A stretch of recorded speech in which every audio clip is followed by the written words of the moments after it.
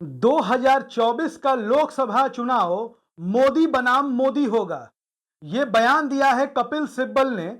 और यह बयान क्यों दिया है? कपिल सिब्बल का बयान बहुत गंभीर होता है और कपिल सिब्बल कह रहे हैं तो इसका मतलब क्या है?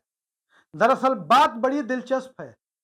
पूर्व केंद्रीय मंत्री, राज्यसभा के सांसद और देश के जाने माने बड़े वकील कपिल सिब्बल किसी परिचय के मोहताज तो है नहीं। एक दौर में कांग्रेस पार्टी के बड़े नेता हुआ करते थे, आजकल किसी दल में नहीं है।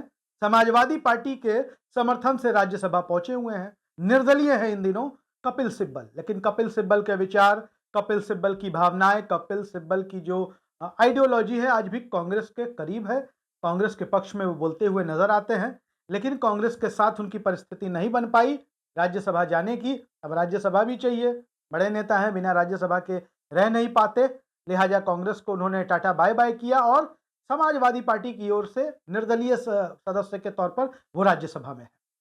अब सिब्बल ने कहा है कि 2024 का लोकसभा चुनाव मोदी बनाम मोदी होगा, मोदी वर्सेज मोदी।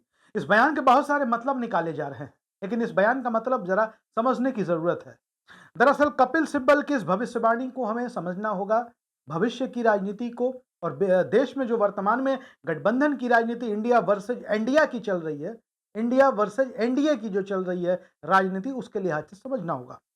राज्यसभा सांसद और पूर्व केंद्रीय मंत्री कपिल सिब्बल कहते हैं कि इस बात से कोई फर्क नहीं पड़ने वाला कि विपक्ष की ओर से प्रधानमंत्री पद का उम्मीदवार कौन होगा, क्योंकि 2024 का चुनाव मोदी बनाम मोदी होने वाला है। अब आप समझिए, एक तरफ इस देश में कुछ दिनों पहले तक हमारे देश के जो गोदी मीडिया के पत्रकार, जिन्हें हम लोग कुछ खास भाषा में पत्तलकार भी कहते हैं, वो पूछते थे मोदी नहीं तो कौन, मोदी नहीं तो कौन, बार बार ये सवाल उठाया जाता था।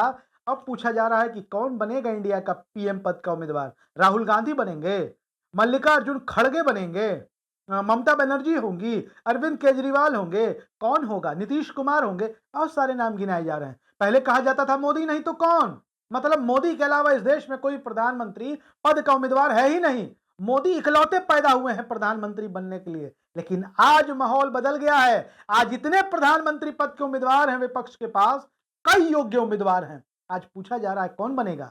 राहुल गांधी, खड़गे, नीतीश कुमार, केजरीवाल, ममता बनर्जी, बहुत सारे नाम सामने हैं।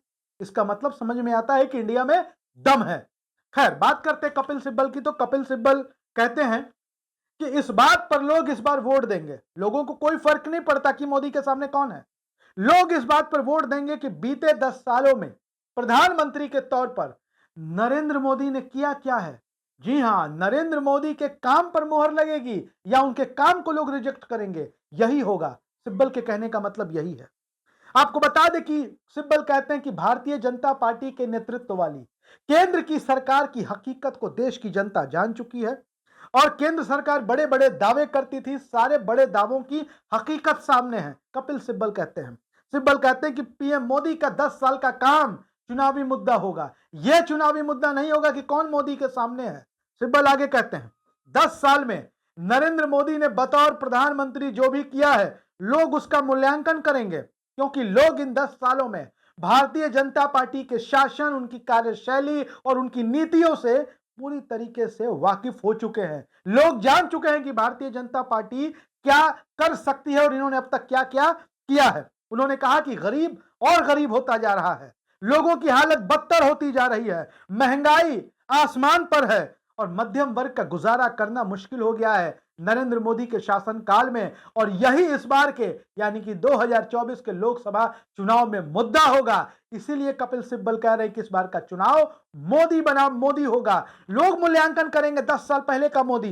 2013 में जब नरेंद्र मोदी आए थे, 14 में वो प्रधानमंत्री बने थे, लेकिन 13 में जब उनके नाम पर मोहर लगी थी तो देश के सामने मोदी जो विजन दिखा रहे थे, मोदी जो सपने दिखा रहे थे, मोदी जो हवाई किले बांध रहे थे, उन सब की हकीकत क्या है, देश इन सब की पड़ताल करेगा इस बार के लोकसभा चुनाव में। कपिल सिब्बल की बातों का मतलब यही है। सिब्बल कहते हैं कि बीजेपी के बड़े बड़े दावों की हकीकत भी सबके सामने है।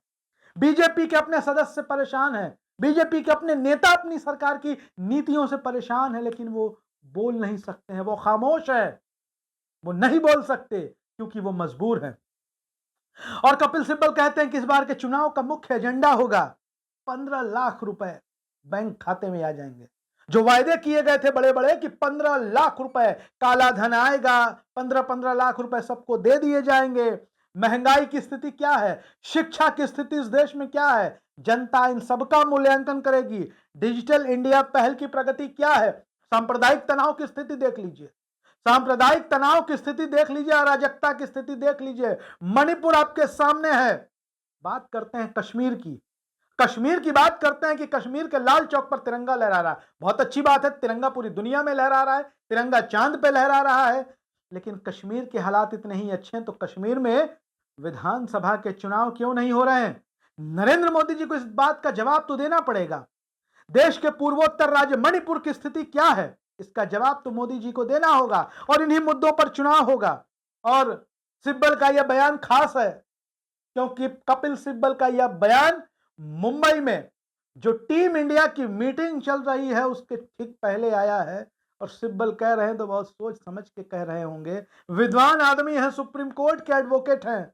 अब उनकी बातों पर किंतु परंतु करना कितना ठीक है, लेकिन कपिल सिब्बल की बातों का निहितार्थ यही है। वीडियो अच्छा लगे शेयर करिए, अपनी राय जरूर लिखिए। धन्यवाद।